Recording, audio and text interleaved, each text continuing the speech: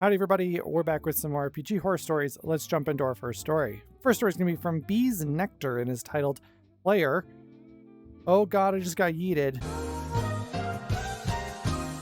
Okay, now that we're back in a world where I'm not getting attacked by a bunch of Pokemon, first story is going to be by Bee's Nectar and is titled Player accuses me of using D&D to entrap a person I was already in a relationship with. This is an old story but sort of funny. I was DMing a game that was shared by 4 people, myself and 3 players, Emma, John, and Fred. Emma and I had been friends for years, but were in good relationships. Neither of us flirted or showed romantic interest, but eventually we both fell out of our relationships and kind of found each other after. It wasn't official, and neither of us was the cause of the other's relationship failing, just one of those things. Neither of us really were ready for another relationship, but we were friends and adults and both consented, so fine, whatever. This wasn't really a secret in our friend group. There were ample jokes of us wandering off together or Emma mysteriously being at my house. We took it in stride. None of it really offended us. Anyway, I started the campaign and they all made their characters. It was a campaign that was based off of Curse of Strahd, but heavily changed. The idea was that it was another group of adventurers that entered Strahd's game, but different characters. Different people with the same souls. You get the idea. I had a session 0 and went over house rules, expectations, etc., then asked if there were any concerns. John, who was a kind of a friend in our major group, spoke up and said politely at the time he was concerned given that Emma and I were dating that I'd show her favoritism. I basically told him it's a valid concern, but I've definitely been on the other end of that and it felt horrible and promised that I'd do everything I could to mitigate it, but understand that some things can be unconscious, so if him and Fred ever felt she was being shown favoritism, they can and very much should talk to me about it. Okay, I think it's a bit odd to ask that during session 0. I can understand the concern, but also it feels a little bit rude, especially when whatever they have between them doesn't have an official label, it seems like, in this friend group. I mean, good on John for voicing their concerns, but I don't know if I would have voiced that concern necessarily. While people in relationships can certainly favor their partner, I'd be careful broaching the subject as it can quickly sound accusatory. Good on OP, though, for leaving the door open for John or Fred to note if they are noticing favoritism occurring. Fred, one of my better friends, jokingly piped up, "Don't worry, they aren't dating. He just rolled a nat 20 on his charisma check." And then I laughed because, again, we didn't care. It is what it is. But John was clearly confused. He asked if we were dating, and we just sort of said briefly we were both out of large relationships and just playing it by ear. I didn't feel it was his business anyway, so I just sort of left it at that. And it really isn't. It isn't anybody's business but OP's and Emma's, if we're being 100% above table. John clearly quieted after this. The campaign honestly only lasted a couple sessions, mainly because John just became sort of an ass to Emma. Emma's generally a very low confrontation person, and I needed to learn during our friendship that there's a fine line between standing up for her and walking over her. So I generally felt she could defend herself, and it never, at least in person, was so blatant that Fred and I stepped in. However, in private, I told her if it's too much, to let me know. She said she would. It sort of blew up for one reason. Emma's character had ties to the Vistani. Nothing broken, she couldn't traverse the mists, etc. I made it clear that wasn't allowed, but John messaged me privately about her character being offensive. Again, I sort of understood that this was a touchy subject for some, so I asked him clearly if there is anything specific about it that offended him and that I do my best to change it. I told him that I do my best not to lean into stereotypes and just use them as a fantasy group. He started by saying he has Romani ancestry, which he very well could have. However, he was the whitest guy I know who worked in an office and lived in a townhouse and whose favorite restaurant was Raising Cane's, so whatever.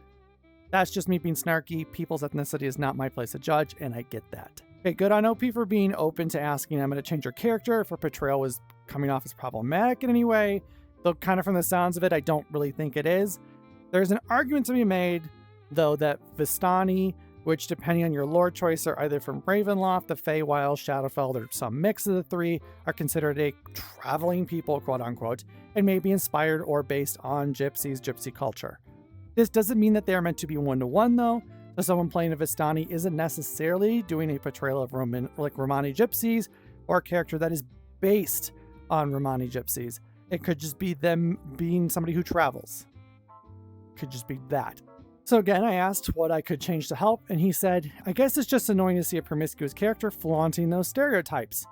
Mind you, Emma's character was not flirty at all. She was a barbarian who liked to hit things. This immediately stopped everything. I told him that he needs to learn to separate in character and out of character, and I didn't feel that this group was a safe place for him to learn that. So let me get this straight. John is saying that Emma is promiscuous because she's in a situationship of sorts with OP. Like, that sounds like it's meant to be derogatory. So it kind of sounds like it's slut shaming. And even then, if Emma's character was promiscuous, as long as romance was allowed at the table, it isn't a bad thing. I think John's kind of grasping at straws here because of some sort of deep-seated dislike for whatever's going on between OP and Emma. And he's pushing that hate onto her character and then using that as a way to attack her. But again, it really should matter. Whatever OP and Emma are doing is between them. So John needs to pipe down, put it nicely. He immediately blew up and said, at least I don't use D&D in some weird power play over women. I blocked him. It wasn't worth it. I told the others and we kind of went no contact. We told a friend of his who was our friend what had happened and he was apologetic, which, I mean, yeah, I would be too. The funny thing is Emma and I didn't even end up dating. It was a fun fling, but just wasn't romantic. But apparently that was enough to offend someone. I'm really curious, how in the heck is OP using D&D to wield power over women? I mean, I'll tell you he wasn't, like, at all. Also, using DMing to have, like, power over women? Like, what? That sounds like a really quick way to get outed as a creep and lose your entire table. Like, not to mention, you can literally just tell somebody, like, oh, hey, you have to date me because I'm the DM or I'll kill your character. You're like, okay, I'm gonna go find another table. Bye, bitch. Who thinks that works? Our next story is from user Bitchy Joe and is titled Manipulative DM, Endless Red Flags, and now my partner is staying, quote, neutral. Hey y'all, just need to vent about my story. I've been playing with this group for 4 years. The DM has been DMing for about 8 years. Over time, many people have joined and left the group. In most situations, their departures were very abrupt, and the remaining players were encouraged to cut contact with them. That sounds like a red flag, or a very unfortunate table that doesn't screen well, but more of a red flag than anything. That should have been my first red flag. The DM was also in a rocky situationship with one of my friends for about 1.5 years. It didn't end well, and I was constantly put in the middle of their drama. On top of that, the quality of the sessions really declined. We lost the freedom to take the actions we wanted.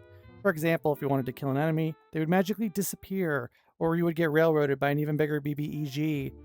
My character has been killed and revived 3 times, and I've been forced into death saving throws countless times. When I joined while I was still in school, the game was supposed to be free, but in the last few months, the DM has started asking for money. He owed another player who left some time ago $200 for 3D printing filament.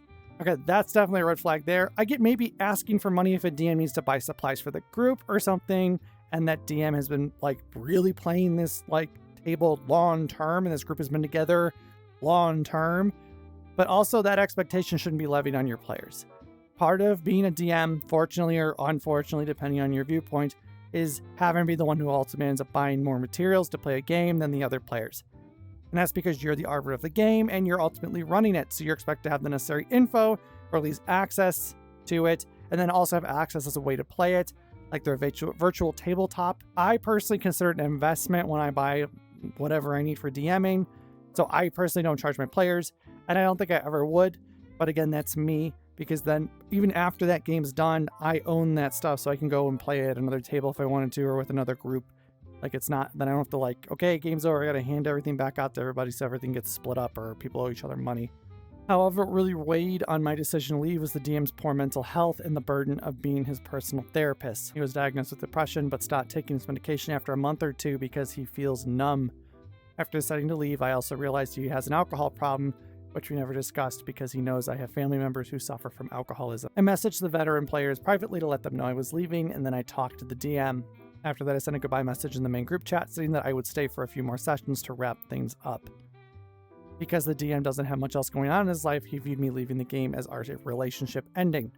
That night, he messaged me nonstop, offering unwanted solutions to keep me. He then gave me an ultimatum. If I left, the campaign would end for everyone. Okay, lots of red flags here. I understand being a shoulder to cry on or someone to vent to, but your friends are not your therapist. And if your meds aren't working, you need to talk to your doctor. If someone is going to threaten to end a game because you're leaving, you really need to leave. They're clearly willing to threaten things to get their way, and you capitulating will show that it works.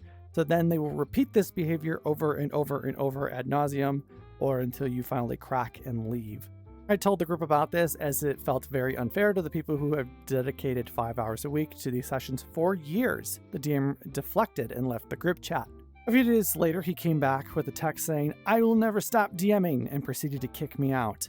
The cherry on top, my partner's trying to remain impartial and plans to join them for a few more sessions. I told him how I feel, but I'm very uncomfortable with everything. Edit, the initial idea was for me and my partner to go for a few more sessions and we would both leave. TLDR, toxic DM used me as a therapist and threatened to kill the campaign when I tried to quit. He eventually kicked me out, and now my partner's remaining quote neutral and will continue playing for a few sessions. I can understand being annoyed that your partner didn't leave with you. Perhaps they're trying to get others out too over those next few sessions, or they're really into the story and just want to finish it out at like a decent point to drop it. Though I would probably be a bit more defensive if someone was trying to manipulate my partner into staying. Otherwise, the campaign would be killed off. But I'm not the partner in this situation. I'm an outside perspective. Hopefully, this doesn't sour OP's relationship too much. I can see holding a grudge because someone didn't leave when you both kind of agreed to, though I might be a bit more concerned if they continue to play after a few sessions. Hopefully, OP finds a better table overall, though, and hopefully they find it soon. Alrighty, guys, if you haven't yet, I would love it if you followed me on Twitch. I stream throughout the week. I do a variety of games. I paint Warhammer minis. Would love to get to hang out with you.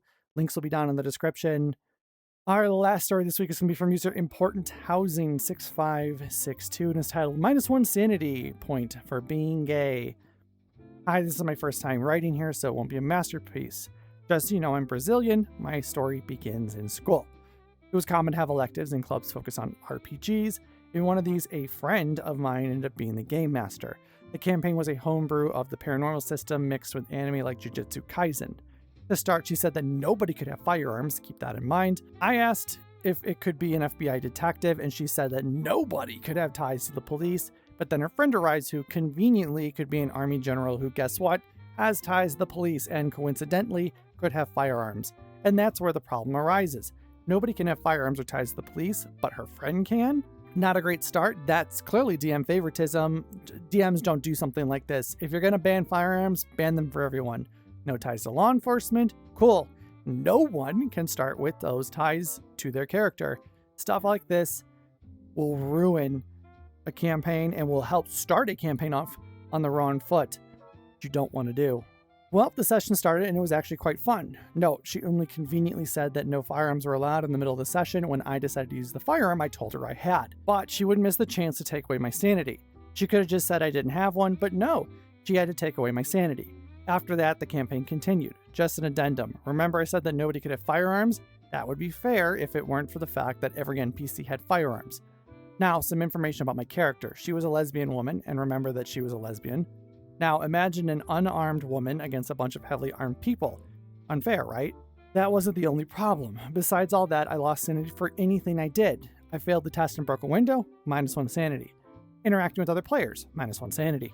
The campaign was full of sexual jokes, but if I made one of those jokes, guess what? -1 sanity. I don't know if readers have watched the official Paranormal Order campaigns, but celibate only removes sanity if the character actually sees something that would truly attack their sanity, or in cases of punishment, it would only be for metagaming. But not her, for being the DM, she would take away my sanity for anything. Okay, so mid-session, the DM decides no firearms. Then OP gets punished for it. That's not cool. The way this is portrayed, it also seems like either OP or their character is being punished for playing the game. I'd be curious if the same stuff was happening to the other players or their characters as much as it's happening to OP. If it's not, that's a big concern. That clearly is then the DM picking on their character or on OP themselves. Besides all the injustice, there was another problem. She insisted that my character be with a man.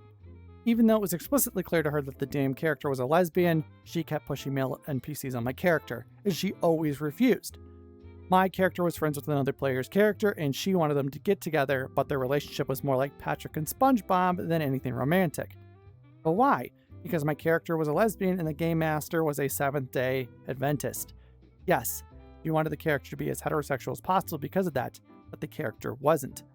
I wouldn't change my character simply because the spoiled game master is a homophobic Seventh-day Adventist. Besides all that, she simply kicked several players out of the game just because she didn't like them. I wasn't one of them, unfortunately, but in return I took sanity damage for anything. I even had problems with her and her friend outside of the game involving false accusations, but nowadays I have no contact with either of them, thank God. There it is.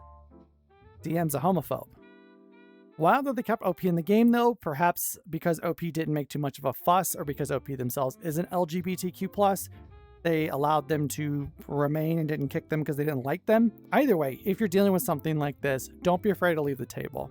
being picked on or having your PC picked on isn't worth the hassle. No D&D or paranormal order in this instance is better than bad paranormal order. Hopefully OP's at a better table, and hopefully this DM ultimately grows up, because I find often those who are the most homophobic are quietly dealing with an internal struggle within themselves because they don't want to come to terms with who they truly are. And they take that out on other people or characters that are open and out there. Okay, guys, that's going to be it for me today. I'd love to hear your thoughts in those comments down below. Don't forget to like, subscribe, and catch me on Twitch. I'll see you guys all in the next one. Bye, everybody.